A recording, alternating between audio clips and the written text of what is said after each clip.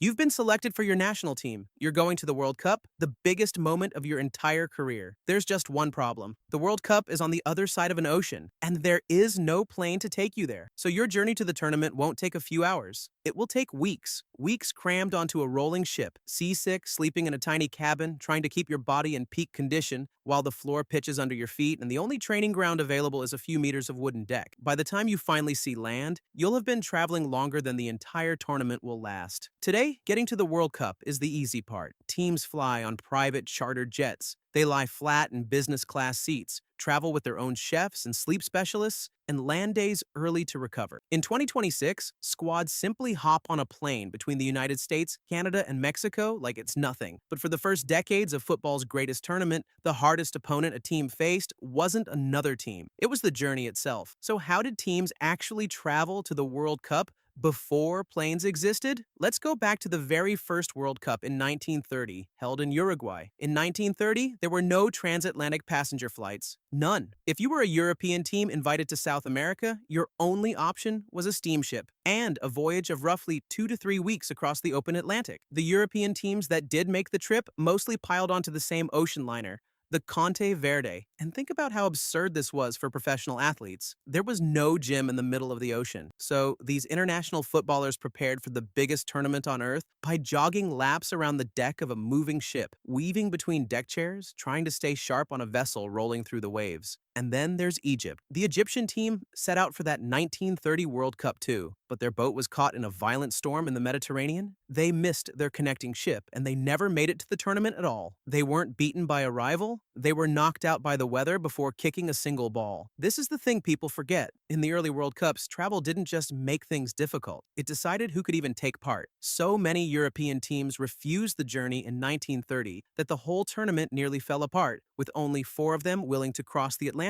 The distance itself was shaping the competition, and nothing shows that better than the story of one team that qualified for the World Cup and then simply didn't go. India. In 1950, the World Cup was held in Brazil. India qualified almost by accident. Every other team in their Asian qualifying group withdrew, handing India a place at the tournament. It remains the closest India has ever come to playing at a World Cup, and they turned it down. Now, you may have heard the famous reason that FIFA banned India because the players wanted to play barefoot. It's a brilliant story. It's also a myth. FIFA had no rule forcing players to wear boots in 1950, and India happily played barefoot at the Olympics 2 years later with no objection at all. The real reasons were more ordinary and more telling. India's football bosses simply didn't think the World Cup mattered that much. Back then, the Olympics were seen as the bigger prize. There was administrative confusion and last-minute indecision. There were worries the team wasn't fit enough since their domestic games were often only 70 minutes long, not 90. And looming over all of it was the sheer dizzying distance. Brazil was nearly 15,000 kilometers away, an overwhelming expedition for a nation just 3 years into independence. The trek was so daunting and the tournament scene is so distant in every sense that the country with what would become 1 billion people decided it just wasn't worth the journey. That's how much travel shaped the early World Cup. It didn't just tire teams out, it scared an entire nation off the biggest stage in sport. But the most heartbreaking travel story of all isn't about a team that sailed or a team that stayed home. It's about a team that was so afraid to fly that they went back to the boats, even after planes existed. To understand it, you have to meet Il Grande Torino. In the 1940s, the Italian club Torino were the greatest team in the country, winning 5 league titles in a row. They were so dominant that at one point, up to 10 of the 11 players in Italy's national team were Torino men. They were the heartbeat of Italian football. On the 4th of May, 1949, Torino were flying home from a friendly match in Lisbon. As their plane approached Turin, it ran into thick fog and storm. Visibility dropped to almost nothing, and the aircraft crashed into the back wall of a basilica on a hill overlooking the city, a place called Superga. Everyone on board was killed, all 31 of them. The entire Torino team. In an instant, Italy lost the core of its national side. 500,000 people filled the streets of Turin for the funeral. And here's where it ties back to travel. Just 1 year later, in 1950, Italy, the 2-time defending world champions,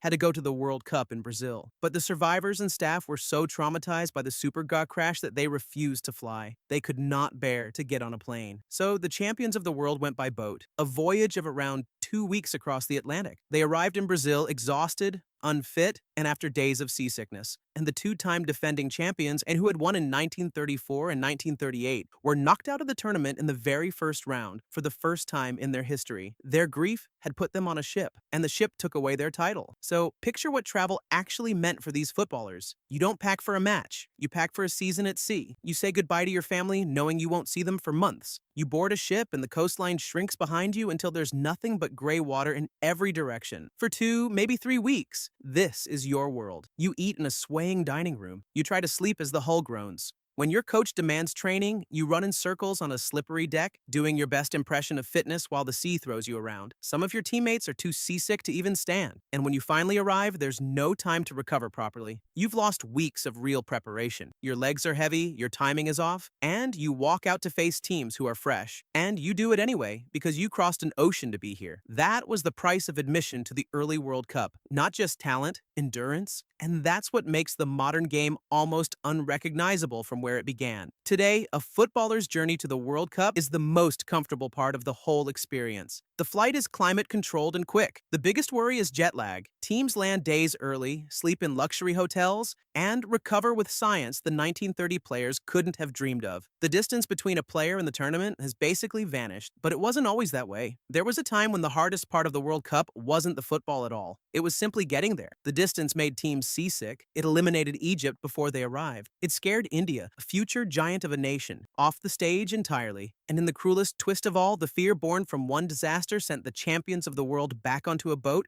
and quietly cost them their crown. We think of the World Cup as a celebration of who plays the best football, but for its first decades, it was also a test of who could survive the journey to play at all. The ocean was the first opponent, and it was undefeated for a very long time.